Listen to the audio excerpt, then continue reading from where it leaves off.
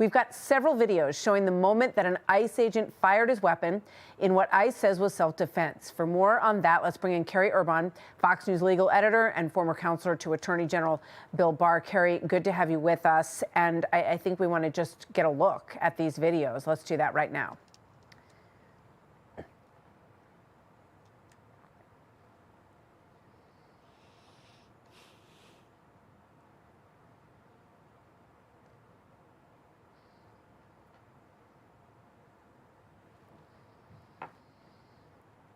That's number one.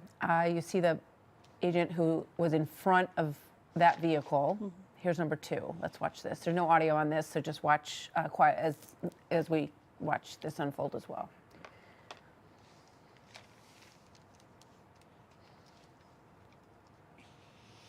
That second one harder to see. It's from across the street. We have a third video that we also are cleared to use now as well. Let's take a look at this one from a higher angle, and you see this is the car after the shooting as it plows into two cars that were parked on the street there. Carrie, your thoughts on these videos and on what you just heard? We've got just 20 seconds left. What we don't have video of, Martha, and it's very important, is what happened right before that. And context and circumstances matter because that's what's going to matter in the court of law. These situations are always very fact-specific, and it boils down to the perspective of the law enforcement officer that used the deadly force. What you're about to see is exactly why so many Americans no longer trust the media narrative when it comes to law enforcement, border security, and federal agents doing their jobs. We're talking about a newly surfaced ICE-involved shooting in Minnesota. And once again, the same old script is playing out. Selective outrage, missing context, and instant judgment against the men and women tasked with enforcing our laws. But today, we're going to slow things down, look at the facts, look at the footage, and talk about what the media won't tell you, because truth still matters. According to ICE, the shooting involved an agent who fired his weapon in self-defense. That's their official position. And instead of immediately accepting or rejecting that claim, the responsible thing, something the left refuses to do, is to examine the evidence. Now we have multiple new video angles, and they tell a story far more complex than the knee-jerk reactions flooding social media. Video 1 shows an ICE agent positioned directly in front of a vehicle. This matters. Why? Because positioning is everything in use of force cases. If a vehicle is moving toward an officer, that vehicle is no longer just a car, it's a potentially deadly weapon. That's not conservative opinion. That's established law enforcement training and court precedent. Yet activists will ignore that reality entirely. Video 2, shot from across the street, is grainy, lacks audio, and offers limited visibility. And this is where things get dangerous, because people are drawing absolute conclusions from footage that doesn't show intent, commands, or threats.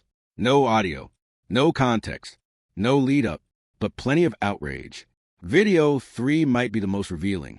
A higher-angle shot shows the aftermath, the vehicle plowing into two parked cars after shooting. Ask yourself an honest question. If the driver was fully in control, why did the car continue forward like that? That detail alone supports the argument that this was a rapidly unfolding, chaotic situation, not some calculated act of aggression by ICE. Fox News legal editor Carrie Urban made a critical point that deserves repeating louder for the people in the back. These cases are always fact-specific. Context matters. And the perspective of the officer at the moment deadly force was used is central in a court of law. This isn't political spin. This is how the justice system actually works. The standard is not, what does Twitter think after watching a 20-second clip? The standard is, what did the officer reasonably perceive in that split second? Let's be real. If this were a civilian defending themselves from perceived threat, the left would be screaming, stand your ground. If this were a European border officer, they'd call it national security. But because it's ICE, because it's immigration enforcement, the rules suddenly change. ICE agents are expected to hesitate, to gamble with their lives, to absorb risks that no other profession is asked to tolerate. And that's not justice. That's political targeting. This incident doesn't exist in a vacuum. ICE agents are operating in an environment where criminal networks exploit weak border policies. Officers are demonized before investigations even begin. Federal authority is undermined by activist prosecutors. Yet when things go wrong, these same politicians demand accountability without ever acknowledging the danger they created. You can't tie an officer's hands, put them in harm's way, and then act shocked when force is used. Here's a message to the legacy media. Stop pretending edited clips are full investigations. Stop inciting outrage before facts are known. And stop treating federal agents like political villains instead of public servants. Justice requires patience, not hashtags. To the patriots watching this, you don't have to blindly defend anyone, but you also don't have to surrender your common sense. Wait for the facts. Demand full context.